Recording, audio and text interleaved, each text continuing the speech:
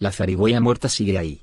Oswald miró por la ventanilla del copiloto el cadáver gris y peludo en la orilla de la carretera. Parecía incluso más muerta que el día anterior. La lluvia nocturna no había sido de gran ayuda. Una zarigüeya nada parece más muerto que una muerta, dijo el padre de Oswald.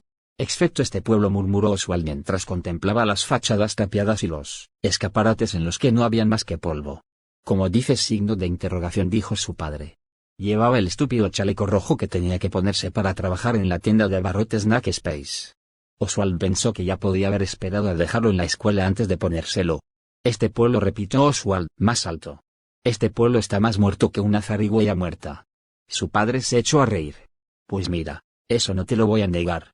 3 años antes, cuando Oswald tenía 7, por lo menos había cosas que hacer: un cine, una tienda de juegos de rol y una heladería donde tenían unos helados en cono riquísimos. Pero luego cerró la fábrica, que era la razón de ser del pueblo. El padre de Oswald se había quedado sin trabajo, al igual que los padres y las madres de un montón de niños. Muchas familias se habían ido del pueblo, incluida la del mejor amigo de Oswald, Ben. La familia de Oswald se había quedado porque su madre tenía un trabajo fijo en el hospital y para no dejar sola a su abuela. Así que su padre acabó buscándose un trabajo de medio tiempo en Snack Space, por $5 menos la hora que en la fábrica, mientras Oswald veía como el pueblo se iba muriendo. Cerraba un negocio tras otro, como los órganos de un cuerpo moribundo, porque ya nadie tenía dinero para ir al cine ni para comprar juegos ni helados en cono riquísimos. ¿No estás emocionado por el fin del año escolar?, le preguntó su padre. Era una de esas preguntas que siempre te hacen los adultos, como ¿qué tal el día? ¿O te cepillaste los dientes? Oswald se encogió de hombros. Bueno, tampoco hay mucho que hacerse ahora que no está Ben. La escuela es aburrida, pero estar en casa también es aburrido. Cuando yo tenía 10 años, en verano no pisaba mi casa hasta la hora de cenar, dijo su padre. Andaba en bici, jugaba a béisbol y me metía en problemas. ¿Estás diciendo que debería meterme en bromas todo el día? ¿Blemas?, preguntó Oswald. No, te estoy diciendo que deberías divertirte. Paró el coche junto a la acera delante de la escuela Westbrook. Divertirse. Como si fuera tan fácil. Oswald cruzó las puertas del edificio de la escuela y se topó de frente con Dylan Cooper, la última persona a la que quería ver. Dylan, en cambio, sí que parecía que quería ver a Oswald porque esbozó una amplia sonrisa. Era el chico más alto de quinto y, a todas luces, le encantaba mirar a sus víctimas desde las alturas en toda ocasión. Pero si es Oswald, el ocelote, exclamó, sonriendo tanto que parecía casi imposible. No te vas a cansar nunca, ¿verdad? Signo de interrogación, dijo Oswald mientras dejaba atrás a Dylan, aliviado al ver que su acosador decidía no seguirlo. Cuando Oswald y sus compañeros de clase iban al kinder, pasaban unos dibujos en la tele de un ocelote rosa gigante que exclamaba a Oswald. Como resultado, Dylan y sus amigos le pusieron el apodo de Oswald, el ocelote, el primer día de escuela, y lo llamaban así desde entonces. Dylan era de ese tipo de personas que siempre se fijan en lo que te hace diferente. Si no hubiera sido el nombre de Oswald, habrían sido las pecas o el remolino del pelo. Lo de los apodos había empeorado aquel año, y mucho, cuando habían aprendido en clase de historia de Estados Unidos que el hombre que había matado a John F. Kennedy se llamaba Lee Harvey Oswald. Oswald prefería ser un ocelote que un asesino. Como era el último día de clases antes de las vacaciones, no iban a hacer nada. La señorita Meacham les había dicho el día anterior que podían llevar sus dispositivos electrónicos siempre y cuando se hicieran responsables de cualquier posible pérdida o avería. Aquella noticia implicaba que no entraba en sus planes llevar a cabo actividad educativa alguna.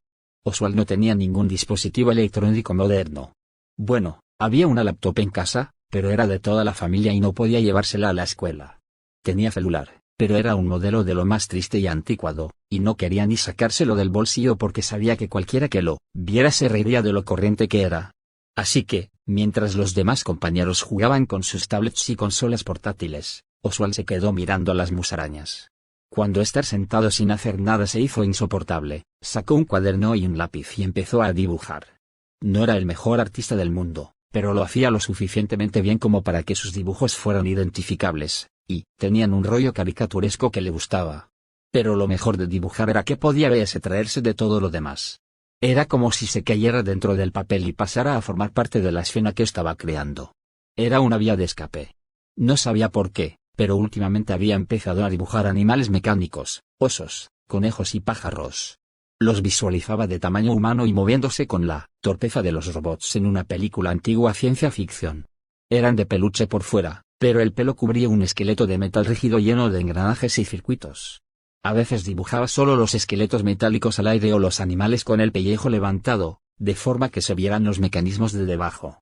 El efecto daba bastante horror, como ver el cráneo de una persona asomando, por debajo de la piel.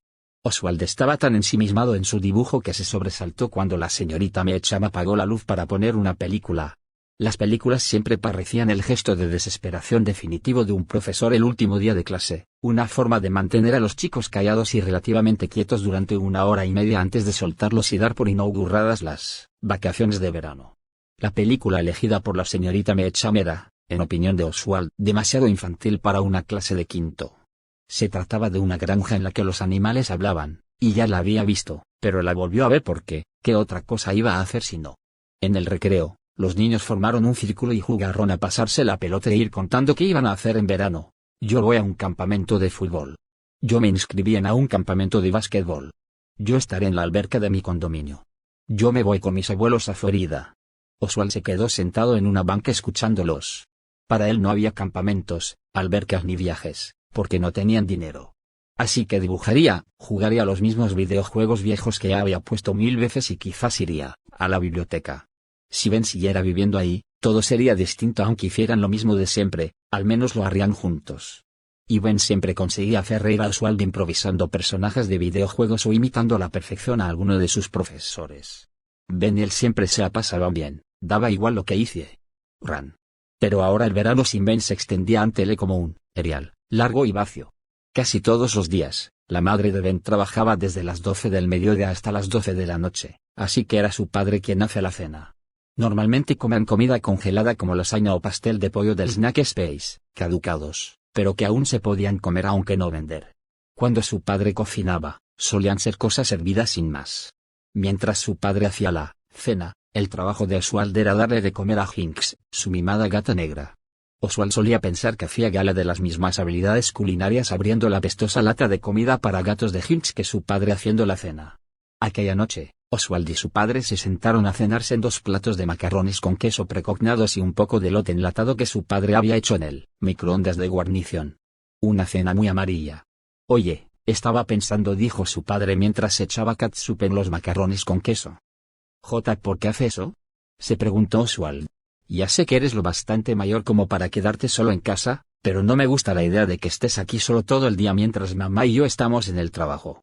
Había pensado que podrías venir por las mañanas conmigo en el coche al centro y te dejo en la biblioteca. Podrías leer, navegar por la red. Oswald no podía dejar pasar aquello. Signo de interrogación abierta. ¿Cómo podía ser tan retrógrado? Papá, ya nadie dice navegar por la red. Bueno, pues ahora sí, porque acabo de decirlo yo. Su padre pinchó unos cuantos macarrones. El caso es que he pensado que podrías pasar las mañanas en la biblioteca. Cuando tengas hambre, te vas a Jeff's Pizza a comprarte una porción y un refresco, y luego te recojo ahí, cuando acabe el turno a las 3. Oswald lo pensó un rato. Jeff's Pizza era un sitio extraño. No es que fuera sucio, era más bien decadente. Habían reparado el vinilo de los asientos con cinta de embalaje, y las letras de plástico del tablero con la carta se habían caído a la barra, de forma que entre los ingredientes había cosas como pepperoni y hamburguesa. Estaba claro que Jeff's Pizza había vivido tiempos mejores. Tenía muchísimos metros sin usar y un montón de tomas de corriente inservibles en las paredes. Además, en la zona del fondo, había un pequeño escenario, aunque no se hacían actuaciones de ningún tipo, ni siquiera había un karaoke. Era un lugar extraño, triste y venido a menos, como el rey